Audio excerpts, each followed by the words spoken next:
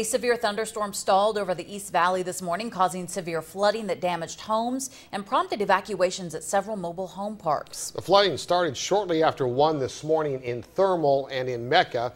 KMIR-6's Jessica Flores is live in Mecca and begins our live Storm Watch team coverage. Jessica. Gino, I'm on Lincoln Street in Mecca, and I'm actually standing in one of the areas flooded. And I am standing in it to show you just how deep it is right here. It's about a foot deep, and I'm actually sinking in a little bit deeper.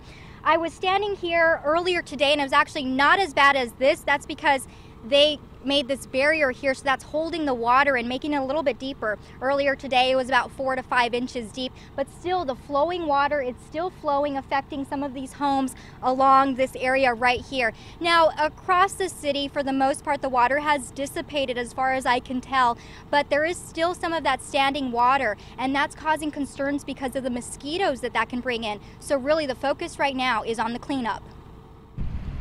Heavy rains flooded fields, forced street closures, and sent water rushing into homes throughout Mecca. We had a weather cell come over the community here and just unleashed in proportions we have never seen before in years. Talking to most of the residents around here, they haven't seen this type of flooding in over 7 years. Now residents left to deal with the mess left behind. Manuel Garcia makes his way through thick mud in front of his home. I've lived here for 12 years and this has never happened. The rain slammed Duroville Mobile Home Park along with several other nearby parks, leading emergency response teams to issue a voluntary evacuation for more than 900 residents. This trash can is catching all the rain dripping from the ceiling in Juan Paz's home. It drips down little by little since about 1 a.m.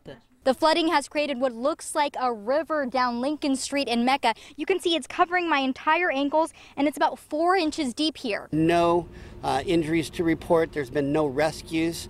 We have been checking on motorists that are driving through the waters and making sure that they don't get stuck, and the ones that are getting stuck, we're helping them get out. The flooding interrupted water and power service at the park, but despite all the trouble, many residents are staying put and cleaning up. We're going to try to clean it little by little because who's going to help us? There's nobody to help us.